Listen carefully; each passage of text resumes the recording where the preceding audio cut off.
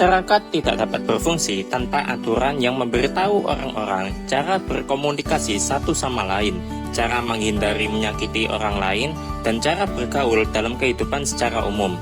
Jika Anda sering berada di sekitar anak-anak, Anda mungkin telah memperhatikan bahwa mereka seringkali kaku terhadap aturan. Segala sesuatunya adalah benar atau salah, tidak ada yang diantaranya.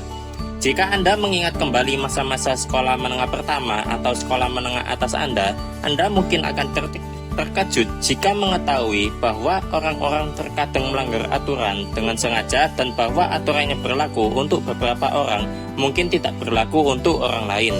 Pengalaman-pengalaman ini mungkin telah mengubah konsep Anda tentang aturan.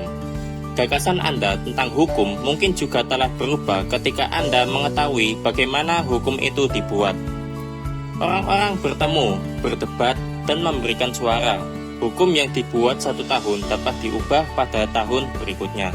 Semakin banyak kompleksitas yang Anda lihat, semakin banyak pula yang Anda temukan.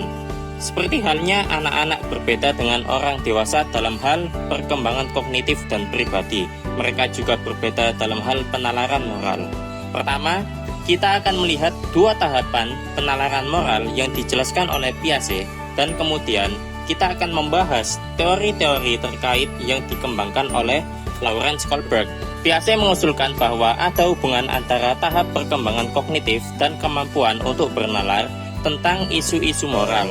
Kohlberg percaya bahwa pengembangan struktur logis yang diusulkan oleh Piaget diperlukan, meskipun tidak cukup untuk kemajuan dalam bidang penilaian dan penalaran moral. Teori perkembangan kognitif Piaget mencakup teori tentang perkembangan kesadaran moral. Piaget percaya bahwa struktur dan kemampuan kognitif berkembang terlebih dahulu. Kemampuan kognitif kemudian menentukan kemampuan anak untuk bernalar tentang situasi sosial. Seperti halnya kemampuan kognitif, Piaget mengusulkan bahwa perkembangan moral berkembang dalam tahap-tahap yang dapat diprediksi. Dalam hal ini, dari jenis penalaran moral yang sangat egosentris ke penalaran moral yang mencerminkan sistem keadilan berdasarkan kerjasama dan timbal balik. Seiring dengan berkembangnya kemampuan kognitif seseorang, pemahaman mereka akan masalah moral juga menjadi lebih canggih. Anak kecil lebih kaku dalam memandang benar dan salah dibandingkan anak yang lebih besar dan orang dewasa. Untuk mengeksplorasi perkembangan moral, Piaget mengajukan 2 cerita kepada anak-anak yang lebih tua dan yang lebih muda. Dalam cerita pertama, seorang anak laki-laki memecahkan 15 cangkir secara tidak sengaja. Dalam cerita kedua, seorang anak laki-laki memecahkan 1 cangkir ketika dia mencoba mencuri kue. Piaget bertanya pada anak-anak siapa yang lebih nakal dan harus dihukum lebih banyak. Anak-anak yang lebih muda di rentang usia 5-10 tahun berfokus pada hasil dari sebuah tindakan untuk membuat penilaian mereka terlepas dari niat masing-masing anak. Mereka menyimpulkan bahwa lebih banyak cangkir yang pecah, maka dialah yang lebih layak menerima hukuman lebih, sehingga anak pertama lebih nakal. Jenis penalaran ini disebut moralitas heteronom. Jenis penalaran ini disebut moralitas heteronom. Anak-anak yang lebih tua dalam eksperimen Piaget mampu membuat penilaian berdasarkan niat dari suatu tindakan. Jadi anak kedua lebih nakal. Jenis penalaran ini disebut moralitas otonom. Dari eksperimen tersebut dapat disimpulkan bahwa individu yang berada pada fase moralitas heteronom cenderung kaku dan belum fleksibel. Mereka hanya melihat suatu kejadian berdasarkan pada hasil. Sedangkan individu yang memasuki fase moralitas otonom lebih fleksibel. Mereka dapat melihat dan menilai suatu kejadian dari sudut pandang yang lain. Moralitas heteronom juga disebut sebagai tahap realisme moral atau moralitas batasan. Heteronom berarti tunduk pada aturan yang dipaksakan oleh orang lain. Selama periode ini, anak-anak kecil secara konsisten dihadapkan pada orang tua dan orang dewasa lainnya yang memberitahu mereka apa yang harus dilakukan dan apa yang tidak boleh dilakukan. Pelanggaran terhadap aturan diyakini akan membawa hukuman otomatis. Dengan kata lain, orang yang nakal pada akhirnya akan dihukum. Piaget juga menggambarkan anak-anak pada tahap ini menilai moralitas perilaku berdasarkan konsekuensi-konsekuensinya. Mereka menilai perilaku sebagai buruk jika menghasilkan konsekuensi negatif, bahkan jika niat awal pelaku adalah baik. Piaget menemukan bahwa anak-anak tidak secara sadar menggunakan dan mengikuti aturan hingga usia 10 atau 12 tahun ketika anak-anak mampu melakukan operasi formal. Pada usia ini, setiap anak yang bermain game mengikuti seperangkat aturan yang sama. Anak-anak memahami bahwa aturan ada untuk memberikan arahan permainan dan meminimalkan perselisihan antar pemain. Mereka memahami bahwa peraturan adalah sesuatu yang disepakati semua orang dan oleh karena itu, jika semua orang setuju untuk mengubahnya, peraturan dapat diubah. Piaget juga mengamati bahwa anak-anak pada usia ini cenderung mendasarkan penilaian moral pada niat pelaku, bukan pada konsekuensi dari tindakan tersebut.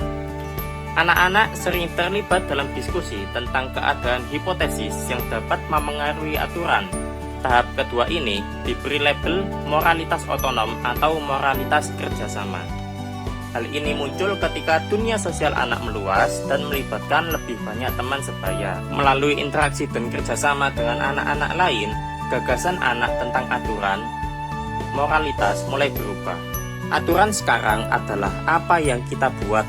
Hukuman untuk pelanggaran tidak lagi otomatis, tetapi harus diberikan dengan mempertimbangkan niat pelanggar dan keadaan yang meringankan. Menurut Piaget, anak-anak berkembang dari tahap moralitas heteronom ke tahap moralitas otonom dengan berkembangnya struktur kognitif, tetapi juga karena interaksi dengan teman sebaya yang berstatus setara. Ia percaya bahwa menyelesaikan konflik dengan teman sebaya melemahkan ketergantungan anak-anak pada otoritas orang dewasa dan meningkatkan kesadaran mereka bahwa peraturan dapat diubah dan harus ada hanya sebagai hasil dari persetujuan bersama. Penelitian tentang elemen-elemen teori Piaget umumnya mendukung ide-idenya dengan satu pengecualian utama. Piaget dianggap telah meremehkan sejauh mana anak-anak yang masih sangat kecil mempertimbangkan niat dalam menilai perilaku. Namun, perkembangan dari fokus pada hasil menjadi fokus pada niat selama masa perkembangan telah didokumentasikan berkali-kali. Selanjutnya, saya akan menjelaskan tentang teori perkembangan moral menurut Kohlberg. Teori tahapan moral Kohlberg merupakan elaborasi dan penyempurnaan dari teori Piaget. Seperti Piaget, Kohlberg mempelajari bagaimana anak-anak dan orang dewasa bernalar tentang aturan yang mengatur perilaku mereka dalam situasi tertentu. Kohlberg tidak mempelajari permainan anak-anak, melainkan menyelidiki respons mereka terhadap serangkaian situasi terstruktur atau dilema moral.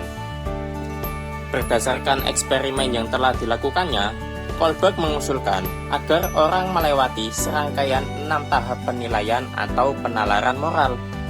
Ia mengelompokkan ke-6 tahap tersebut ke dalam 3 tingkatan, yaitu prakonvensional, konvensional, dan pasca konvensional. Ketiga tingkatan ini dibedakan berdasarkan bagaimana anak atau orang dewasa mendefinisikan apa yang mereka anggap sebagai perilaku yang benar atau bermoral. Seperti halnya teori tahap lainnya, setiap tahap lebih canggih dan kompleks terhadap tahap sebelumnya, dan sebagian besar individu melaluinya. Ketika orang mempertimbangkan dilema moral, yang penting adalah penalaran mereka, bukan keputusan akhir mereka, kata Lawrence Kohlberg. Dia berteori bahwa orang berkembang melalui 3 tingkatan saat mereka mengembangkan kemampuan penalaran moral. Yang pertama yaitu tingkat prakonvensional. Pada tingkat ini, individu beranggapan bahwa semua aturan ditetapkan oleh orang lain.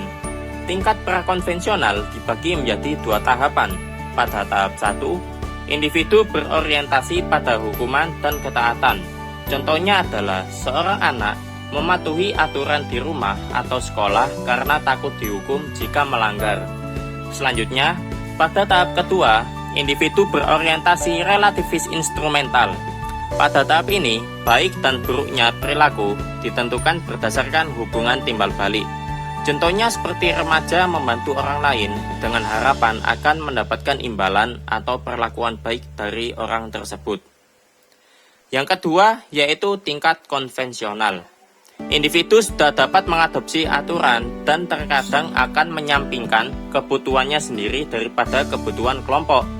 Seperti tingkat pertama, pada tingkat kedua juga dibagi menjadi dua tahapan, yaitu tahap 3 dan tahap 4. Individu yang telah memasuki tahap 3 berorientasi pada kesepakatan dengan pribadinya sendiri. Contohnya seperti seseorang yang mematuhi norma yang ada agar diterima oleh kelompok masyarakat. Setelah memasuki tahap 3, individu akan memasuki tahap 4 dan berorientasi pada hukum dan ketertiban. Individu pada tahap ini akan mematuhi hukum yang berlaku agar tercipta ketertiban sosial. Yang ketiga yaitu tingkat pasca konvensional. Pada tingkat ini, setiap orang mendefinisikan nilai-nilai mereka sendiri dalam hal prinsip-prinsip etika yang mereka pilih untuk diikuti. Tingkat pasca konvensional dibagi menjadi tahap 5 dan tahap 6. Pada tahap 5, individu mendefinisikan sendiri apa arti benar yang sesungguhnya menurut diri mereka masing-masing. Berbeda dengan tahap 4 yang cenderung beku terhadap hukum, individu pada tahap 5 menganggap hukum tidak beku atau statis dan dapat diubah demi kebaikan masyarakat.